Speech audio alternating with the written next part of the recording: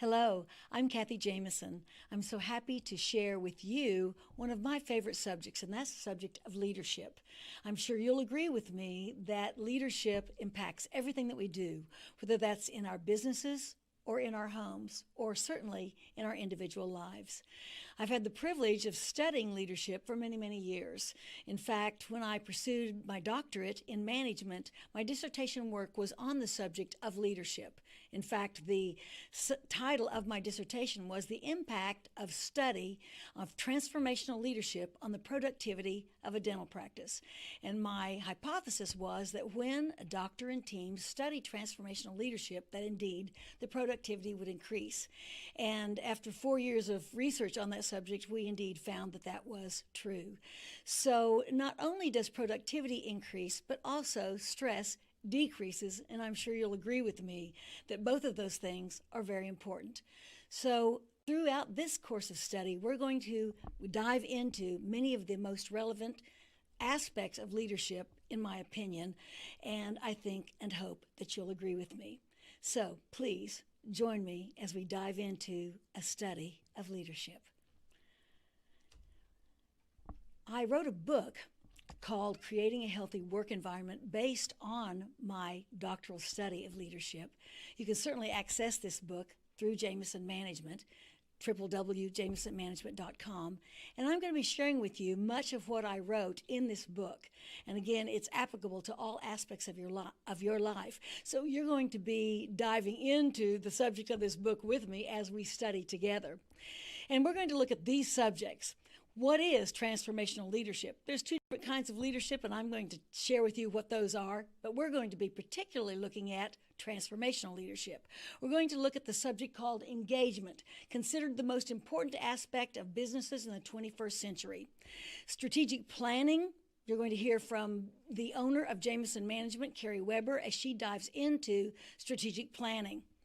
Change, I think all of you will agree with me that this is not always an easy subject, but obviously a relevant one to all of us. Delegation of responsibility, and a very critical part of maximizing potential for ourselves and for the people with whom we work. Time management, that's a big subject. Accountability for ourselves and for others. Blame, actually, I'm going to share with you ways to eliminate or reduce or hopefully eliminate blame in the workplace, which is a toxic behavior. Effective communication, including confrontation and problem solving. We want to turn confrontation into a positive something rather than something that we avoid. Decision making, one of the most important criteria for a successful CEO. Feedback, both constructive feedback when behaviors need to be altered and positive feedback. And then some guidelines and directions for all of you as leaders as you move forward from here. So let's begin. You will see in your handout a leadership grid, and on that leadership grid that you see, and it's right at the beginning of your handout, it looks like this, and you'll see on one side it says where I would locate my leadership worst or best at the present moment, where you would locate your own self. And then on the bottom, you see where my team would locate my leadership. And I'd like for you to grid yourself, where you believe your team in the horizontal, and where you would locate yourself. And where do those two entities intersect? And I'd like for you to pinpoint that. And I'd like you to do that in the now. And then we're going to come back to that at the end of our course, and I want you to see where you project you will be going after we complete the course. So please take a moment and do that now. So let's look at leadership. What is leadership? It has so many different definitions. You've probably heard many. If you're reading any book on success, you will probably read something about leadership. Is there any one definition of leadership? I haven't found one particular definition. I've seen many. John Maxwell, one of my favorite people who teaches leadership, he says that the leader finds the dream, and then the people find the leader, then the dream. In my study of leadership, most of the time I find the word influence in any definition of leader. A leader is someone who influences others.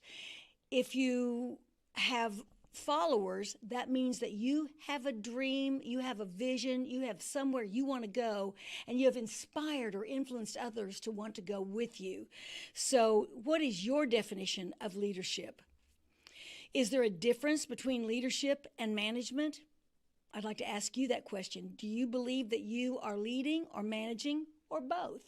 Perhaps both. And is there a difference? If so, what do you think the differences might be? Think about that.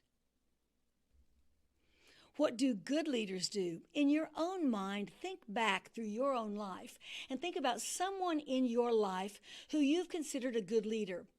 A parent, an aunt, an uncle, a grandparent, a coach, a teacher, perhaps a minister, someone in your life, a boss, someone in your life who has really been a good leader, someone who has influenced you, someone who has believed in you, someone who perhaps has helped you to be more than you even imagined possible.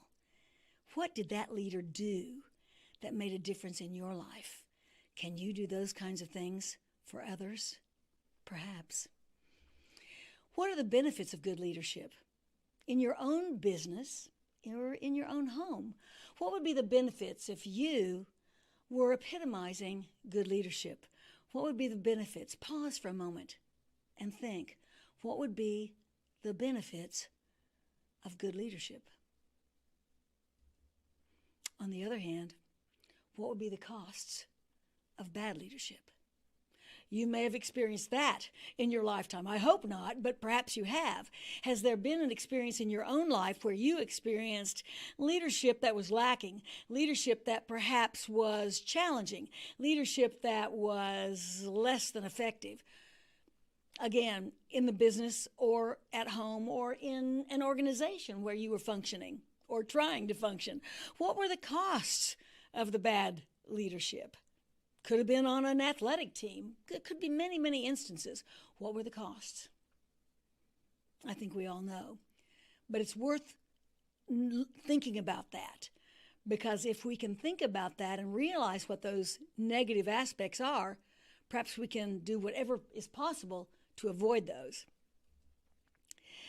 Warren Bennis says this. He's a magnificent leader in the world of business, and he says leadership is a function of knowing yourself, having a vision that is well communicated, building trust among colleagues, and taking effective action to realize your own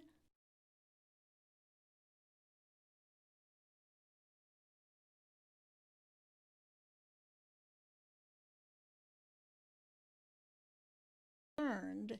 We learn them from modeling others, where we epitomize what they're doing, or we study, we read, we go to classes, we are mentored by our own coaches, people who guide and direct us. So what are you doing to uplift your own leadership skills? Just because we get up every morning and go and do what we normally do in a day, that doesn't mean that we're building our leadership skills. You build your leadership skills because you have an intention to do so. Again, you study it, you read, you watch webinars, you go to seminars, you study it with intention, or you follow the guidelines and the direction and the behaviors of people who have epitomized good leadership. And so it's a learned skill. And because it's a learned skill, you can learn these. It isn't that it is a leader. If you look back through the presidents of the United States, there have been leaders as presidents who've been very shy and withdrawn and quiet. There have been people who have been presidents and been very good presidents and good leaders who are more overt and outgoing. So it isn't one particular style or personality that makes a good leader. Don't think that you can't be a great leader no matter what your personality or what your background or what your experience is up to now. You too can become a great leader in your own skin and with your own experiences. The decision is yours, because after all of life is a choice, and you can make a choice. That is from Warren Bennis. Leadership versus management. Let's look at this. Management is a process of assuring that the program, any program, and the objectives of that program are it's an ongoing action, and that whatever the ongoing action of a program is implemented, that's management. So hopefully you have good managers in your business, and so if you've implemented a program, you have managers making sure that that program comes to fruition. That's management, making sure that the processes that are put in place to fulfill objectives are indeed being met. That's management. It's the doing. Leadership has to do with casting vision and motivating people. So is there a place for both? Absolutely. Absolutely. There's a place for both. Can one person do both? Sure. One person can do both. And many times in a practice, one person does do both.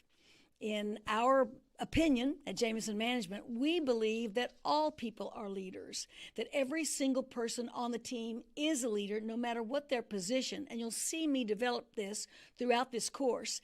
And I'm going to say it now, but you'll hear me say it again. First of all, we're leaders of ourselves. We decide how we're going to face each day. We decide how we're going to approach the day. We decide the attitude we're going to bring to the day. I can decide to be sour and negative and wah. It's raining outside and I'm upset about that and I don't want to do this because I want to stay home and be in bed or whatever. Or I can decide, hey, isn't this great? It's raining today and God is bringing water to the earth. Or if there's fires on the West Coast, rain is bringing moisture to put out fires. I can look at this in a positive way or a negative way. I choose that, and every other aspect of what goes on, I choose the attitude I bring to the table. I can choose to be a delight for the people